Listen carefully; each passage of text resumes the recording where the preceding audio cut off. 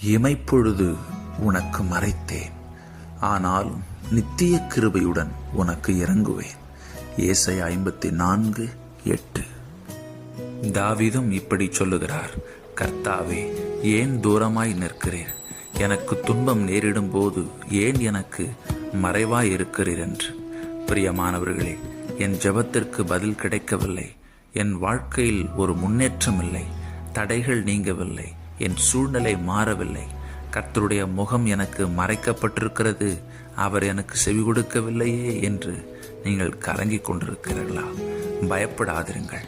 கர்த்தர் நித்திய கிருபையுடன் உங்களுக்கு இறங்குவார். அவரை நோக்கி பார்த்து பிரகாசம் அடைந்தார்கள், அவர்கள் முகங்கள் வெட்கப்படவில்லை என்று எழுதப்பட்டிருக்கிறது.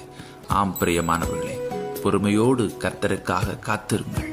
அவர் உங்களுக்கு இறங்கி அற்புதம் செய்வார். ஆமென்.